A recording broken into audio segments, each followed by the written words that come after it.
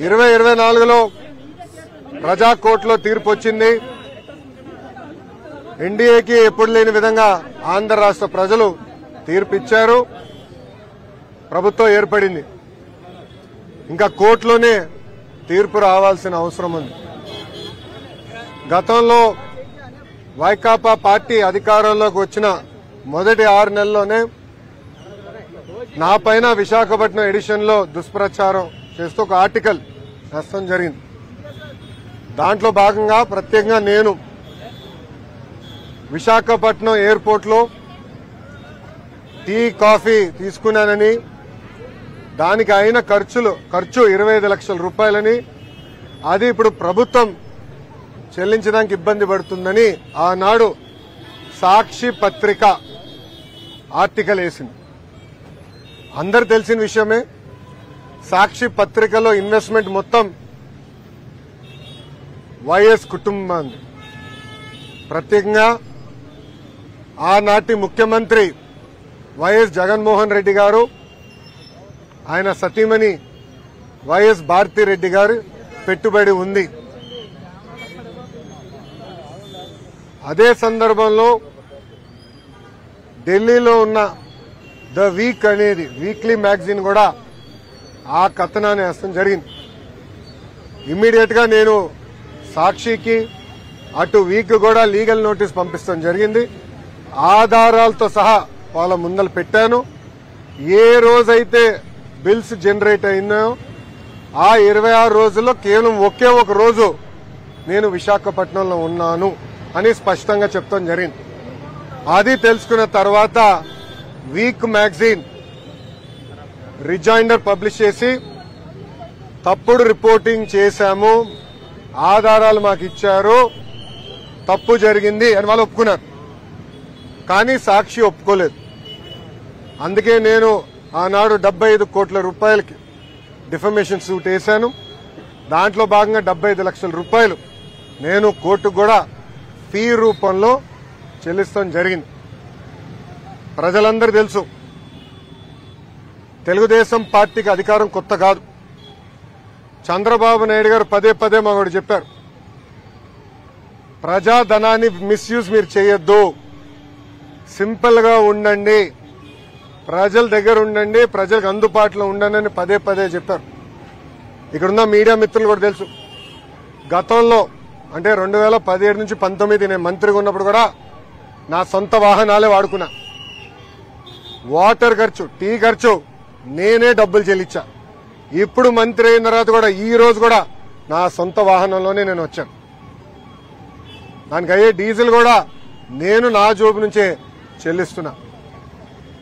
ఒక cup coffee నేను తాగను, ఒక బాటిల్ నీళ్లు నేను ప్రభుత్వం నుంచి ఏనాడు తీసుకోలేదు. అది ఒక పక్కన చంద్రబాబు నాయుడు గారు, ఇంకో పక్కన నా తల్లి భువనేశ్వరి అమ్మ నాకు పదే పదే చెప్పి ఇప్పుడు కూడా నేను కట్టుబడి ఉన్నా.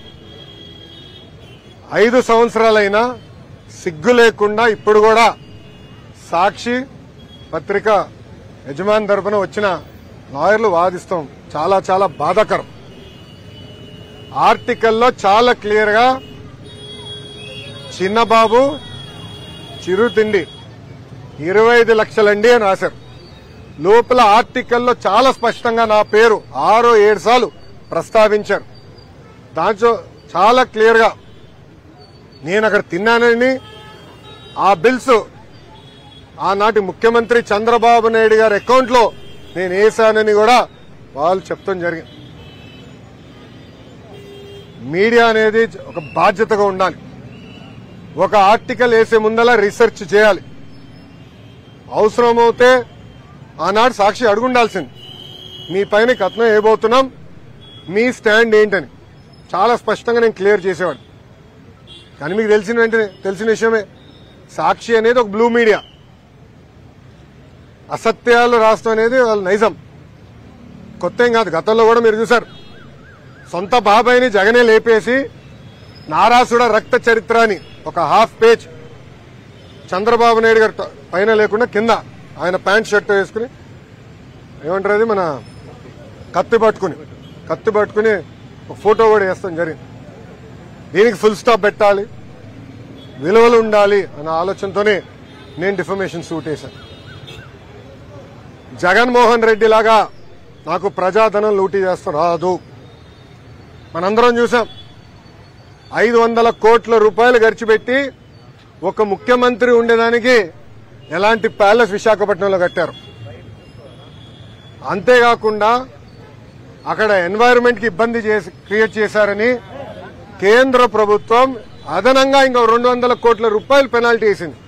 అంటే 700 కోట్ల రూపాయలు ఒక్క వ్యక్తి బతికేదానికి ఖర్చు పెట్టారు. మనం చూసాం సర్వే రాళ్ళపైన కూడా ఆయన మొహం వేసుకునేదానికి సుమారుగా 500 కోట్ల రూపాయలు ఖర్చు పెడతాం. 900 కోట్ల రూపాయలు ఇలా అడ్డగోలుగా సైకో ఫ్యాన్సీ అనండి, సొంతం కోసం అనండి, ప్రజాధనాన్ని ఆనాడు లూటీ చేశారు, ఖర్చు పెట్టారు. అది నాడు నేడు ఎప్పుడు తెలుగుదేశం పార్టీ చేయదు. ప్రజలకి మేము సమాధానం చెప్పాల్సిన బాధ్యత మా పైన ఉంటుంది. అందుకే ఒక క్రమశిక్షణ, ఒక పట్టుదలతో మేము ఆనాడు పనిచేశాం. అదే క్రమశిక్షణ, అదే పట్టుదలతో రాబోయే 5 సంవత్సరాలు కూడా మేము ప్రజల కోసం ఆర్నిసలు కష్టపడతాం, పని చేస్తామని ఈ సభాముఖం తెలుపుకుంటున్నాం. ఇప్పుడు మీడియా మిత్రులకి ఏమైనా ప్రశ్న ఉంటే దానికి సమాధానం చెప్పేందుకు నేను సిద్ధంగా ఉన్నా. ఎస్, నేను వచ్చిన విమానం నేను డబ్బులు కట్టింది. నేను ఇప్పుడు తిరుగుతున్న బండి సొంత డబ్బులు ఖర్చు పెట్టాను. పెట్రోల్ డీజిల్ అయ్యే ఖర్చు కూడా నేనే పెట్టాను. నిన్న రాత్రి నేను ఎక్కడ పడుకున్నా? తెలుగుదేశం పార్టీ ఆఫీసులో, సొంత బస్సులో, నా బస్సులో నేను కరెంటు బిల్లు కట్టు నేను పడుకున్నా. గవర్నమెంట్ గెస్ట్ హౌస్ కూడా వెళ్ళా. హోటల్ మర్చిపో, 5 స్టార్ హోటల్ మర్చిపోదు, మాకు అలవాట్లేదు. అది జగన్మోహన్ రెడ్డి గారు. నేను 5 స్టార్ హోటల్ కూడా లేదు, సొంత పార్టీ ఆఫీస్లో పడుకున్నా. అది నాకున్న చిత్తశుద్ధి.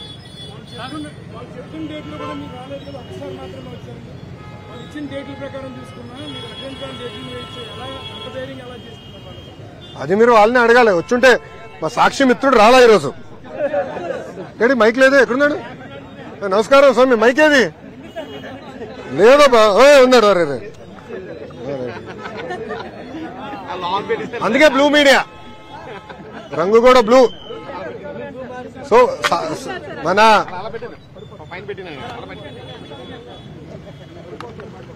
అందుకే సాక్షి అన్న, మీ పేరేంటో చెప్పండి అబ్బా. నాయుడు గారు, ఆయన సమాధానం చెప్పాలి. నాయుడు గారిని అడగండి. ఆ 26 రోజుల నుంచి ఆయన ప్రింట్ చేశాడు కదా. ఆ 26 రోజుల్లో ఒకే ఒక రోజు నేను విశాఖపట్నంలో ఉన్నా. సార్ చెప్పండి సార్. నాయుడు గారు అడగండి, నో ప్రాబ్లం. ఒక్క నిమిషం అమ్మా, నో ప్రాబ్లం. Good question.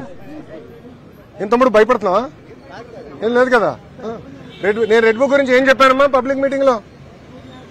ఏ అధికారులైతే చట్టాన్ని ఉల్లంఘించి ప్రజల్ని, కార్యకర్తలు ఇబ్బంది పెట్టారో వాళ్ళని వదిలిపెట్టనన్నా. అంటే మీకు ఫండ్ చేసిన అధినేత పార్టీలో రాసలీలలు జరుగుతున్నాయి. నిన్న మొన్న అన్ని బయటకు వచ్చినాయి. అధికారులు కూడా ఇన్వాల్వ్ అయి ఉన్నారని పాపం మేడం గారు వచ్చి చెప్పారు. అవన్నీ ఎంక్వైరీ చేయాలి కదా. చట్టాలను ఉల్లంఘిస్తే ఎంక్వైరీ చేస్తా. అది నా రెడ్ బుక్ లో. ఎందుకు భయపడుతున్నారు అందరూ? నాది రాజారెడ్డి రాజ్యాంగం కాదు స్వామి.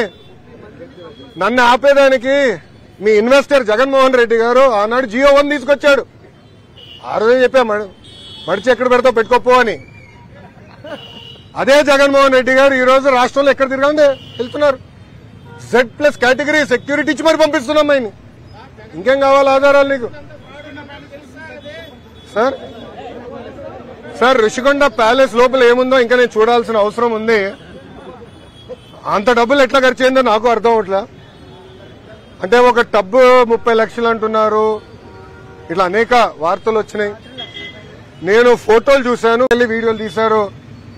అక్కడ ఛాంబర్ ఉన్నట్టుంది ముఖ్యమంత్రి గారు. అదే దాదాపు ఒక 2 నుంచి 3 వేల స్క్వేర్ ఫీట్ ఉంటుంది అనుకుంటా ఒక్క రూమ్.